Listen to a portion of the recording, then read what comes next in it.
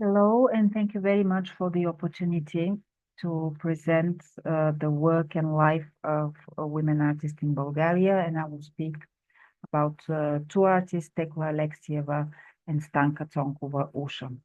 My name is Dessislava Dimova. I'm an art historian and curator from Bulgaria.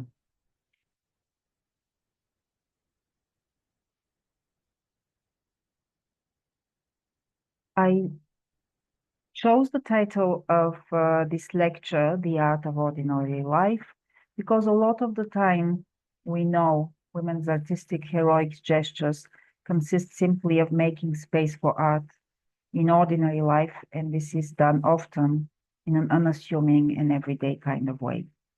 They succeed to create an artistic path through ordinary, sometimes difficult circumstances, as wives and mothers, as teachers, or illustrating school textbooks, making art for friends or with friends.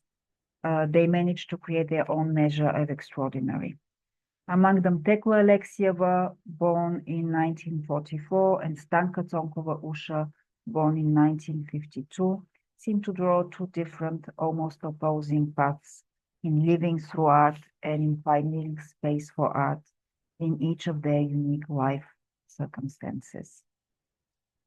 Both started their careers in the mid-70s at the time of late socialism.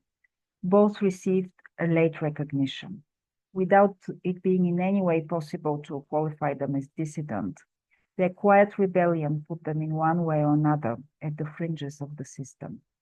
We tend to think of art in Bulgaria during socialism as rather conformist. We can hardly talk of dissident or non-official art in the way this has been historicized in other post-socialist art histories. In recent years, though, there has been a desire for a more nuanced understanding of the legacy of artists working both in and out of the official circuit, expanding the field of what was possible, not only artistically, but also as a career path, as a possibility to exist as an artist. Tekla Aleksieva studied at the National Academy of Arts in Sofia in the Department of Monumental Decorative Painting. She has been a uniquely versatile artist working in numerous fields: painting, tapestry, monumental murals, illustration, postal stamps, animated film. Tekla entered the art scene in 1975, the year after graduating and after the birth of her son. She entered both the fine and applied arts fields at the same time. And these fields remained very separated during socialism. Tekla's decision to engage with both will mark and complicate her entire career. In that same year, 1975, she won the second prize in the competition for scientific illustration, entered two paintings in the annual youth exhibition, and a mural project in the applied art section of that same show.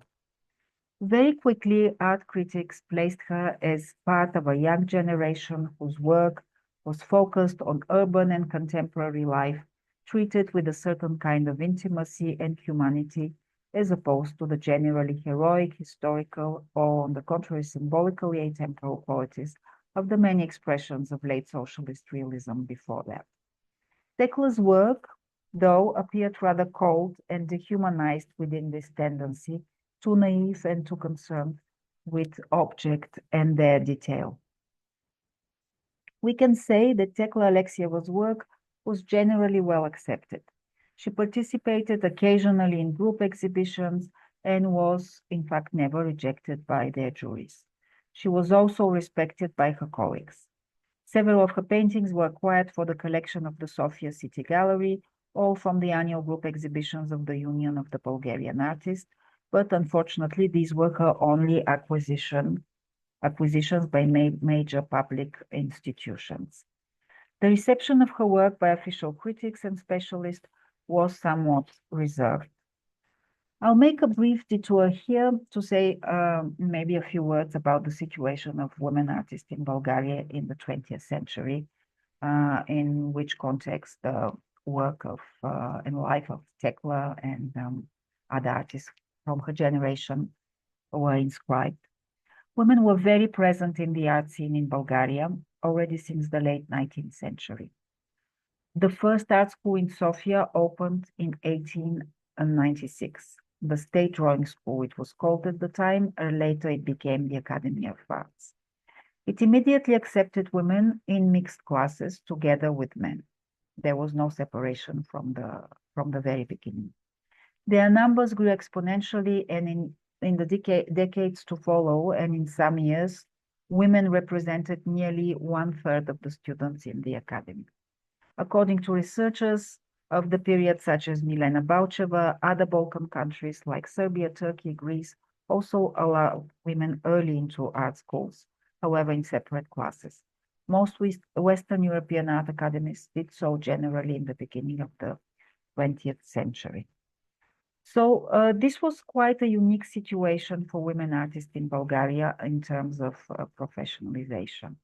Women were present both in the applied arts and in the fine arts, and very early on began to organize themselves in unions, becoming an important part of the artistic life in the 20s and 30s, alongside with a general quest for equality and emancipation. This trend of inclusion seemingly continued during socialism, although women's art organizations were dismantled under the head of the Union of the Bulgarian Artists. Some women got occasionally to senior positions in the management of the union, but there was never a woman director of the Art Academy, the union itself, and for both of these institutions, this is still the case today, and no woman director of the National Gallery until the 1990s. Under the slogan of equality, women artists in Bulgaria, like almost everywhere else, remained secondary for the art history. Many had to find jobs in the design industry, in the applied arts, in teaching, or do something entirely else. This was not completely out of line with the official politics, though, and which makes the period so complex.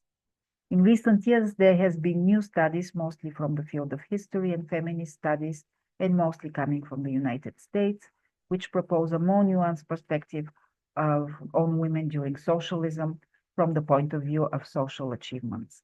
Karen Gotzi, for instance, notes the extensive social support socialist women received in Bulgaria during the 1970s and 80s, including paid parental leave, free kindergartens and daycare centers, free reproductive health care, communal kitchens, after-school programs, and many other benefits. Zhivka Valevicharska, another scholar, often offers another perspective of the political involvement of the socialist government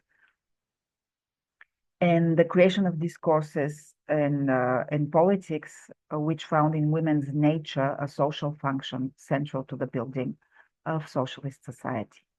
Women's work from the 1970s, according to Valevicharska, became deeply embedded in the biopolitical logics of the socialist state. So with this very, very generalized overview, and let's return to Tekla's work.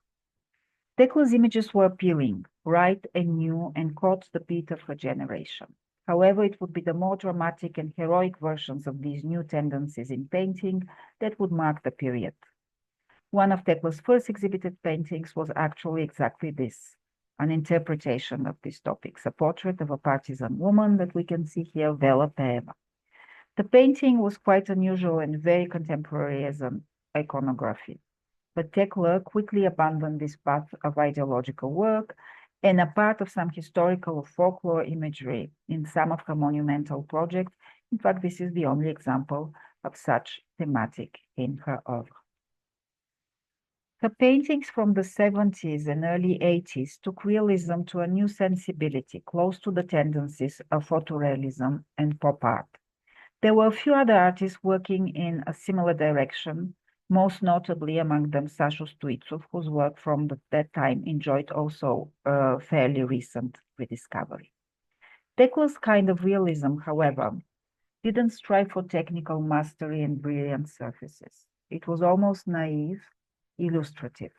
Her interest in the materiality of people and objects, their physical presence, and their being in and of the moment had a contemporaneity about them that was unmatched in the art in Bulgaria at the time. The old paintings of Tekla are in fact not that many numbers, as her works was very diverse and in many fields. At the end of the 1970s, she was offered to create the covers of a new book series dedicated to international science fiction literature, a series called Library Galactica. The first book of Galactica, and we see the original drawing for its cover here, was published in 1979 with a cover by Tekla Aleksieva. This was The Blue Typhoon, a collection of Soviet science fiction stories about the sea. Tekla would go on to illustrate each book of the series, about 10 issues per year, on which she would continue to work for exactly 10 years until 1989. And this will be a total of 107 covers, all made by Tekla Aleksieva. The titles included key works by many Western authors: Ray Bradbury, Clifford Simak, Arthur Haley, John Wyndham, Arthur Clarke, Ursula Le Guin, but also Russian and Bulgarian writers. Bestsellers of the detective novel also found their way through Raymond Chandler, Agatha Christie, Georges Simenon. It is important to note that the series proposed by the publishing house Georgy Bakalov in Varna was a very risky and adventurous endeavor, as nothing like this has ever happened in socialist publishing in Bulgaria before. The fact that it was accepted and green-lighted by the authorities took everybody by surprise, even the series creators. The conditions Galactica Library provided for the artists were rather luxurious for the world of socialist book publishing. Although the books are pocket-sized, the covers are full-color, high-quality print, sober graphic design that gave precedence to the illustration. The series was designed entirely to break with the established norms. The graphic designer was in fact Tekla's husband, Tekla Aleksieva. The books had immediate success, and they had to be reprinted. However, because of her double presence in the applied and fine arts, despite this success, Tekla's position in the art scene remained marginalized until very recently. The unprecedented success of Galactica became a social and cultural phenomenon in Bulgaria since the 1980s and to this day. The series has a cult following still now. The success was largely due to the covers of Tekla, whose images captured the imagination of generations of readers. We owe the rediscovery of Tekla's work in the last 8-10 years to a great extent to her science fiction fans, each generation following her with renewed interest. Many examples in the history of art from socialism have shown us that experiments, often impossible in highly representative genres such as painting, occurred in the less controlled areas of illustration, design, or applied arts.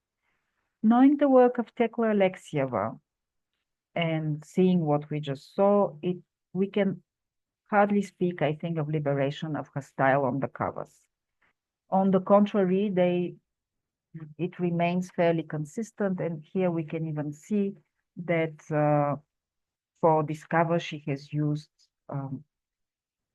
a large part of the imagery from her painting, The Train Station, that we saw earlier in the presentation. The covers of Tekla show the same interest in the objective world and the same approach, a scientific eye, a sense of humor, and an interest in the flatness and the line that we can see in all her other work, and that were against the grain of the painterly approaches in Bulgarian art, especially in the 1980s. What is then the magic of Tekla's art, cover art? At first glance, for the unbiased viewer, they look strangely familiar, those covers. They're reminiscent of covers of boulevard novels, magazine advertisements, or motifs of well-known works of art. Echoes of Magritte, Dali, or Renaissance masters appear in many of her works. In any case, this is a completely non-socialist imagery. Tekla Aleksieva embraced the cliches and the references. They were part of a collective visual unconscious and part of a collective dream and she was very aware of it. At the same time, her covers are like anything else we can see in the West or in the East. And I encourage you to see editions of these novels published at the same time, which means during the 1980s, and you will see the difference. Tekla herself did not have access to other publications of these books from Eastern or Western Europe and their visual solutions. The texts reached her only as translated manuscripts. The compositions were designed to include the back of the book, as we can see here, in a way that the front cover has a sequel on the back. The image almost always contains an aspect of the story. We're invited to read the story in the picture. The compositions are mainly single plan, and even when containing multiple elements, they provide ample space for the text. They always breathe. This is an image I took from her exhibition that opened a few days ago in the Sofia City Gallery with my phone, so I hope you will excuse that it's not very straight. Perhaps most striking in the approach of Tekla remains the particular attention to detail, to the elements that materialize the mental reality they recreate. This is probably also the most Western element of her work, the interest in the object, its history and aesthetics, the desire we project on it. The appeal is in the encounter between the field of fantasy and its absolute material concreteness. There is no compromise between imagination and realization, and with a craftsman's meticulousness, Tekla makes these images accessible. We can literally enter the world of the covers. There is hardly another instance in Bulgarian art where the object of desire and consumption is so readily accepted and recognized. The covers of Tekla are not only recreate a world in which symbols and fantasy become the material object of desire. This is also the most revolutionary subversive role of the Galactica Library as a whole. The books in the series are probably the first commodity in the socialist era Bulgaria, in which a product functions as an object of desire.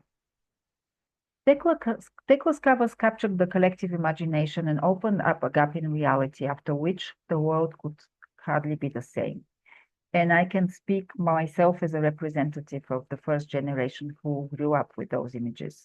For us, this was a new reality and a possibility of a world which suddenly became tangible. Finally, these images turned out to be a paradoxically accurate picture of the imagination of late socialism, remnants of a cosmic future clad in the shiny packaging of Western advertising, whose promise of happiness was trapped between these parallel realities. In the 1980s, Tekla Aleksieva also illustrated the covers of more book series, the Eco series with books dedicated to ecological thinking, as well as covers for the Library Bulgaria, presenting Bulgarian books in a Russian language. She also worked on scientific drawings and the design of textbooks, and I'm also part of the generation who grew up with those images in school. Her scientific illustration are probably a big clue to her analytical eye and her capacity to give objectiveness to abstract ideas. Today, Tekla continues to create worlds using both her drawings and often computer-created images. Again, she creates work that is difficult to classify and difficult to include in current trends. Despite her meteoric success in recent years, she continues to escape the rules of the art world. She seems to have abandoned painting in favor of illustration, to a certain extent due to difficulties. She said that she finds painting larger formats physically difficult. But also, I think this is a natural development and evolution of her work. To the confusion of art galleries and museums, sometimes she gives away works, prints or digital files to fans. The market of her works is to a large extent emotional. She likes her works to go where they have meaning and they can participate in a life story. For instance, she accepted to part with a very personal painting depicting her and her husband, one that she refused to sell for decades, to give it to a person who wanted to make a declaration of love to the woman of his dreams. A few days ago, Tekla had her first solo exhibition in a public institution, a retrospective for her 80 years anniversary at the Sofia City Gallery. One of the biggest challenges for my colleagues was, in fact, to collect the works for the shows, as many of them were given to friends, acquaintances, or art lovers through the years, with the generosity and desire for an art that is part of everyday's life. When I first met Tekla in 2016, she was beginning to enjoy a slow rediscovery by the art scene. With some colleagues, we introduced her to international museums and biennial curators, but for many years, nobody seemed to know how to fit her work within the idea of what an Eastern European woman artist should represent. It was not until 2019 that she had her first solo exhibition at Tsarieva Gallery in Plovdiv. Later, she had a couple of solo exhibitions in another commercial gallery, Little Bird Place in Sofia. And the exhibition in the Sofia City Gallery, which opened a few days ago, is now thanks to two younger curators, Lyuben Dumuzetsky and Daniela Radeva. They also invited a young student artist to assist them in order to include the eye of the newest generation to which Tekla has always appealed through the decades. And now we move to Usha, Stanka Tsonkova. The fate and work of Stanka Tsonkova-Usha is quite different. Unlike Tekla Aleksieva, whose path was sanctioned by her education at the Art Academy, a prerequisite to be an artist during socialism, Usha did a photography technical school. In socialist Bulgaria, photography was not really considered an art form. It was not taught at the Art Academy. Photographers and their work, even when it was not documentary but purely artistic, had a totally different path of realization.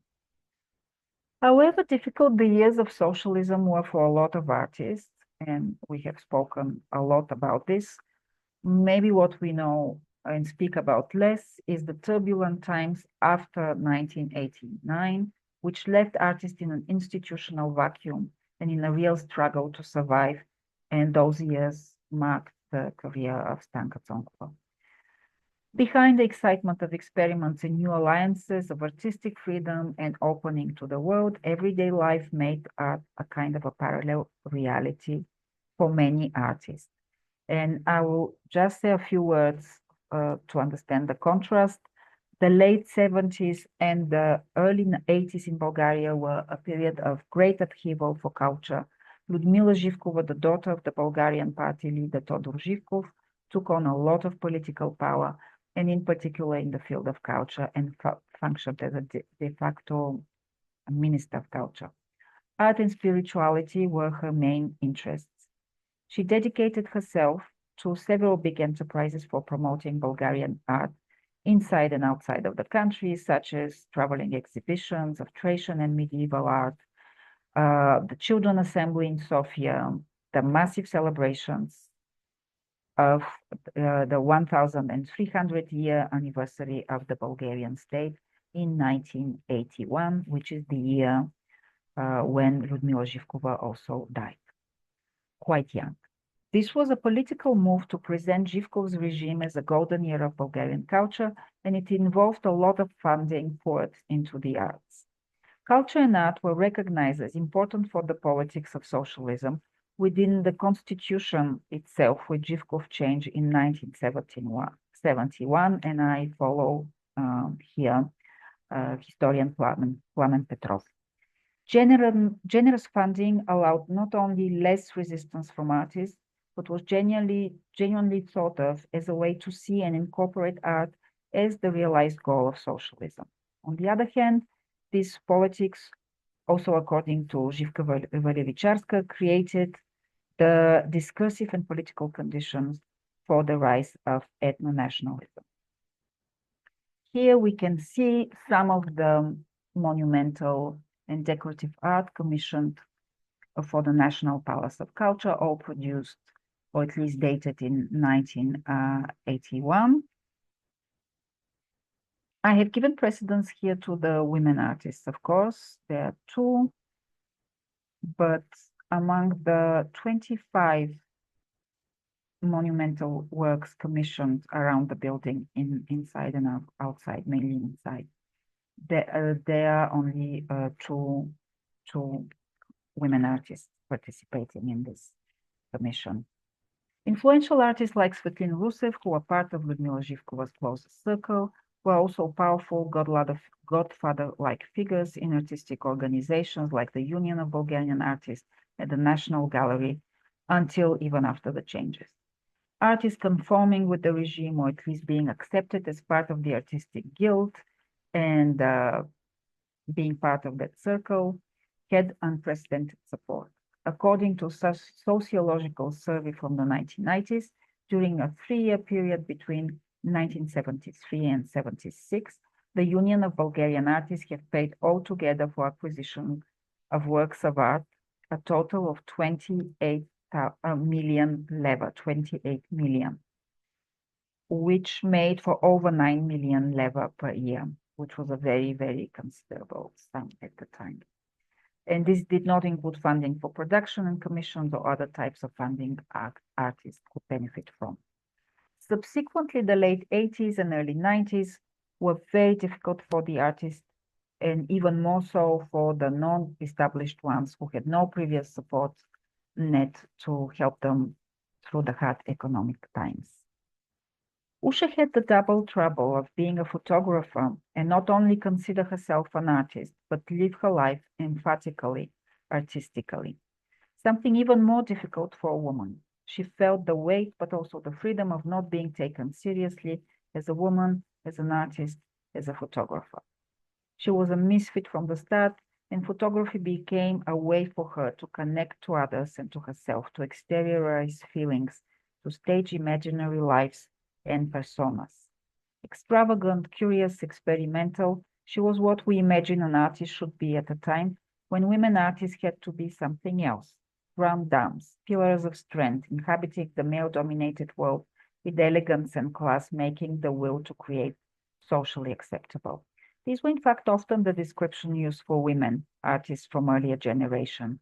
As grand dames, respected old ladies, were referred to Vera Netkova, Vera Lukova, Maria Stolarova, Magda Bazova, some of the major women artists in Bulgaria in the second half of the 20th century.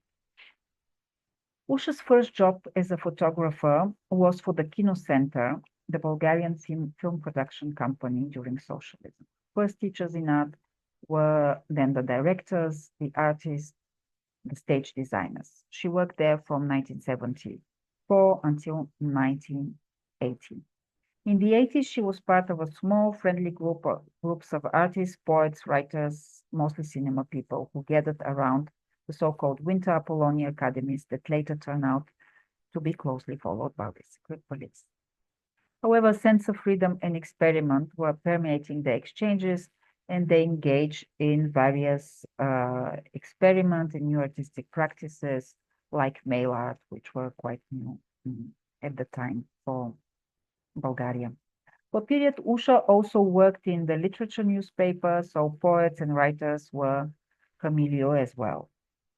Since the 1980s, Stanka Tsonkova started working as a technician in laboratories of the Bulgarian Academy of Sciences, is far away from art, as the Institute of Metal Science and Technology, the laboratories of technology of metals, water problems, and drip irrigation. Usha barely waited to finish work in order to use the labs for herself and experiment with her own work. This was a period in her work marked with chemical experiments on the photographic surface and the creation of a lot of abstract images as well. Stanka Tsonkova was almost totally unseen as an artist, though, impossible to be identified in an art scene, and at a time, we're speaking still about the 1980s, where avant-garde practices were not abandoned and were either very solitary and hidden or masked as friendly gatherings, which did not have much actual bearing on the art scene and even on the official work of some of those artists. This continued for her well into the 1990s, although she was active. She was part of certain avant-garde circles in the 1990s, but she remained again aside from the general movement of the art scene. Usha frequented photographers' galleries and venues, but did not quite identify as a photographer either. She took odd jobs in order to sustain herself. And in the 2000s, she worked in New York for 6 years looking after children, an experience of the city and of life she remembers as difficult and alienating. Almost miraculously then, in her general circumstances, Usha did enjoy success abroad. But as many Bulgarian artists from her generation, she did not know quite what to do with it, as it bore little consequences on the local art scene, and in general, there was little information inside the country about those events.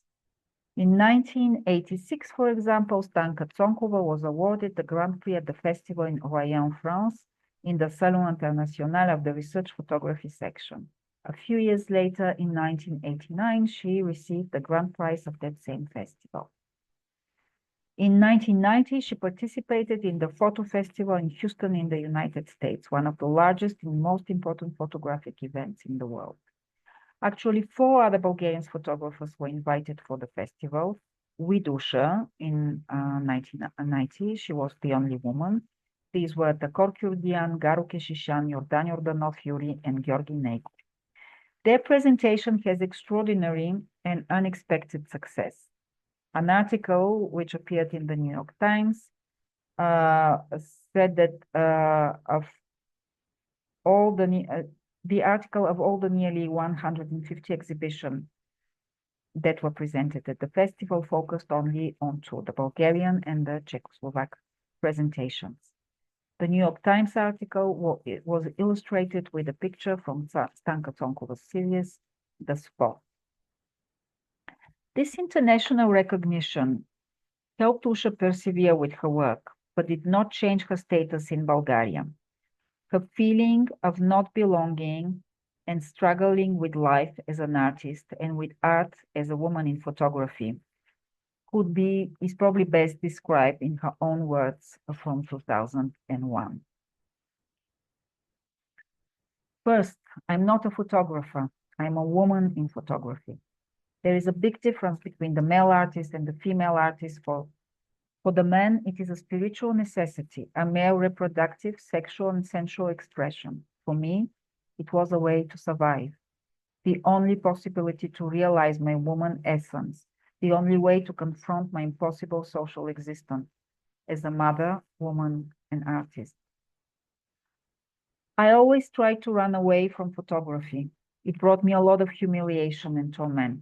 But she always led me by the nose and did not let me stray from my path. And if for a man it is a matter of choice, for me it was fate, karma, for which I had to learn my life lesson. No, I'm not an artist either. I just saved my skin in art, the only language I could express myself freely. I let myself reflect my femininity in every woman or girl, usually girlfriends. In my daughter's photos, I lived all the motherhood I couldn't give her. And in photographing men, I expressed all the love and admiration I never got back. No, it wasn't an erotic experience either. It was a life and death struggle. Pushed out of social life, I emigrated to photography. This is part of a speech Stanka Tsonkova gave for the opening of her solo exhibition in Tokyo in 2001. Japan was another miracle that would change Usha's life and career. She had met the legendary Japanese photographer Eiko Hosoe a few years earlier at an international festival. Usha is the woman with the golden scarf. Eiko Hosoe is probably most famous for his photographs of Buto improvisations of Tatsumi Hijikata. Hosoe and Usha embarked on years-long artistic exchange, which led to several invitations of Usha in Japan. one in 2001, another in 2003, and then again on a grant of the Japanese foundation Echigo Tsumari in 2006. During her time in Japan, Usha made hundreds of photographs and videos inspired by the work of Japanese post-war avant-garde like Eiko Hosoe, the creator of Buto Tatsumi Hajikata and Onu Kazuo, the poet and dramaturg Yukio Mishima, among others. Her collaboration with Eiko Hosoe led her to the creation of the project The Embrace Stone Gardens. Its inspiration was the work of Hosoe under the same title, the stone sculptures of Isamu Noguchi and the Japanese stone gardens. Stanka Tsonkova's Japanese works are different in the way that she does not transform the photographic surface, nor seeks to change and dramatize reality. On the contrary, she respectfully captures the plenitude and simplicity, the hidden spirituality of natural form as it appears to the eye. 20 years later, her Japanese projects were shown for the first time in Bulgaria in her first solo exhibition at the Tuplu Central Art Center in Sofia in 2023. The curator was Vera Mlechevska, to whom we owe the rediscovery of Stanka Tsonkova for contemporary art. The same year, Mlechevska curated a major retrospective of Usha's work at the Sofia City Gallery, again, the same institution which presented for the first time Tekla as well. Another scholar who has been instrumental for the revival of art historical interest in photography in Bulgaria and in the work of Stanka Tsonkova in particular is also Professor Katerina Gadjeva from the Bulgarian Academy of Sciences. And I will finish with another quote from the artist. "I never carry a camera with me," Usha says. "I see something on the street, I say, hey, how awesome, and I snap the picture, but without a camera. A photographer has to sharpen observation, not react. The moment seen but not photographed is not missed. It is a thin slice of the layers of imagery that accumulate in the photographer's mind." Today, Usha feels like she is free enough to go in and out of photography as such. She takes less pictures, but continues to experiment with materials and surfaces, and like Tekla, with digital technologies, enjoying the glitch and the possible errors of the image. And I thank you for your attention and for your interest in the work of Tekla and Usha. Particularly thank you to Marika Kuzmic and to Instituto Susch for their unprecedented interest in the work of these artists from Bulgaria. I hope you enjoyed seeing their work. Thank you.